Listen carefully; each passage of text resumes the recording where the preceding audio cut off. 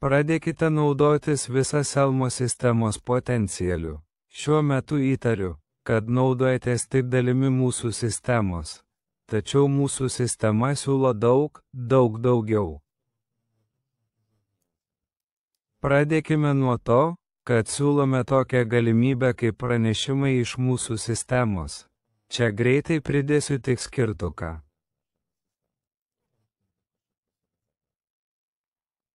Būtent, mūsų sistema leidžia siųsti pranešimus kartą per 24 valandas visiems jūsų užsiregistravusiems klientams. Pakanka, kad juos paskatintumėte rašyti Selmu ir saugoti bet kur, ir jie užsiregistruos šiems pranešimams, todėl turėsite galimybę informuoti juos apie tai, kad prasidėjo transliacija ir taip toliau, apie bet ką. Taigi tai yra labai puikus įrankis jūsų pasiekiamumui padidinti.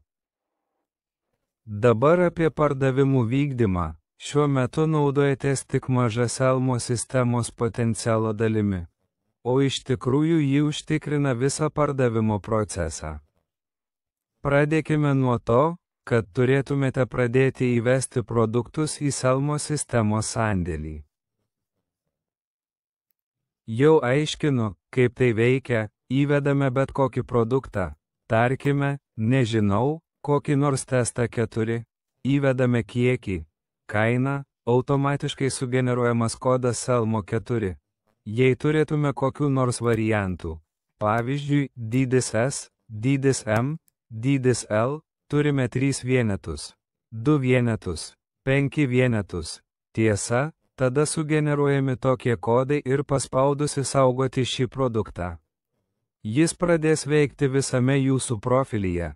Tai yra, bet kur klientas įves šį kodą, gaus savo užsakymo suvestinę, kurioje užpildys visus savo duomenis.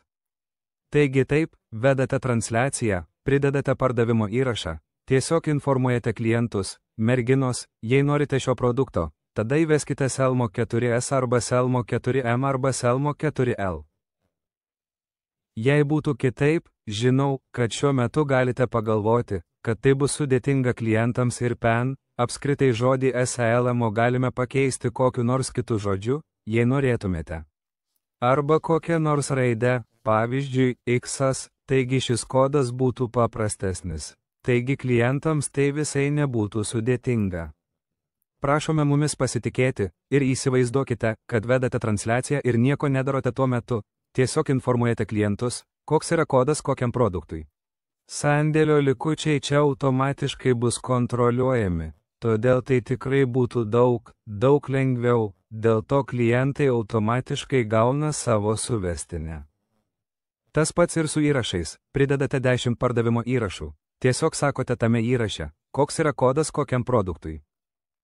Pamirštate apie tą įrašą, klientai patys perka komentaruose, be to, tai labai padidina pasiekiamumą, kalbant apie Facebook. Generuojame didesnį srautą po įrašais. Po transliaciją, Facebook tai daug labiau reklamuoja naujiems vartotojams, todėl įgysite naujų klientų.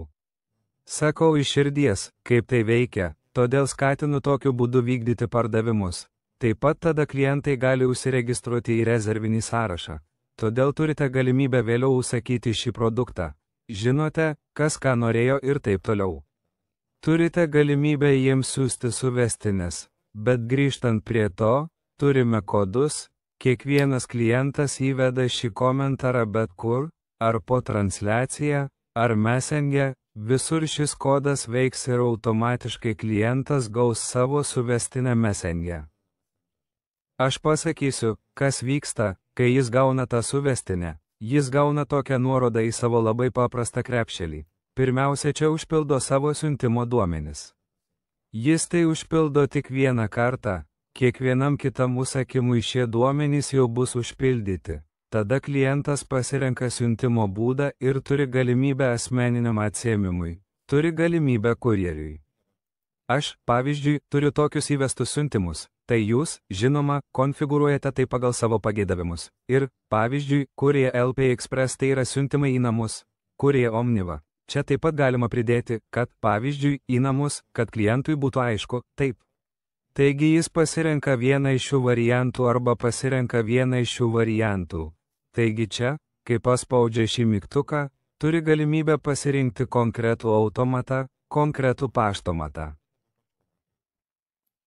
Nežinau, ar man tai veiks, nes neturiu prijungtos sutarties. Na, neveikia, tiesiog neieško tų automatų, bet jei prijungtumėte savo sutartis su bet kuriuo iš jų, tada klientas turėtų galimybę pasirinkti konkretų paštomatą. Vėliau pasirenka mokėjimo būdą, priima ten taisyklės, taigi labai paprastas krepšelis. Ir dėl to, čia, pavyzdžiui, turi duomenis kopijavimui siuntimui, bet dėl to kiekviename užsakyme, kai čia esame, turime galimybę spausdinti kurjerio etiketę šiam užsakymui.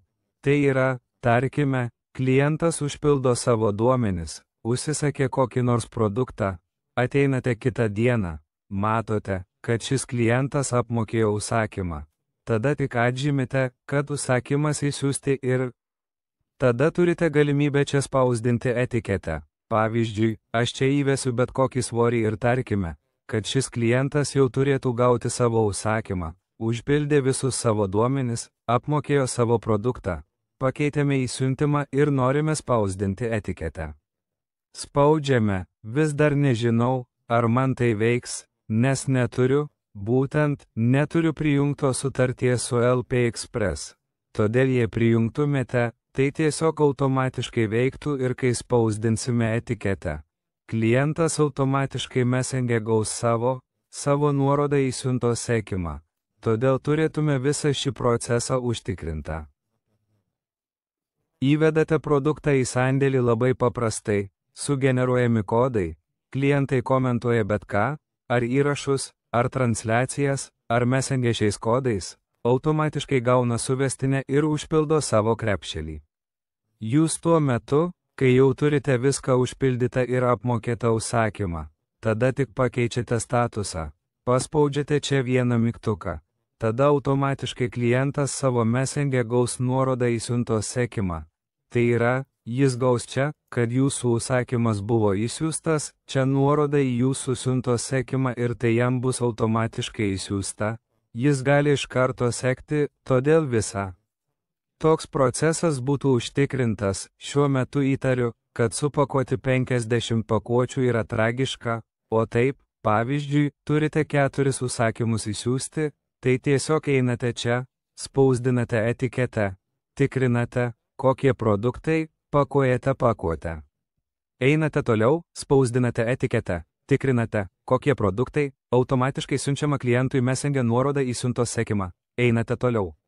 Ir taip ratu tik vykdote užsakymus, be to, bus tokia galimybė, kad jei turite, pavyzdžiui, 4 užsakymus išsiųsti, tai čia bus galimybė spausdinti etiketę ir jums bus atspausdinta ant spausdintuvo 4-50 etikečių, kiek norite, taip.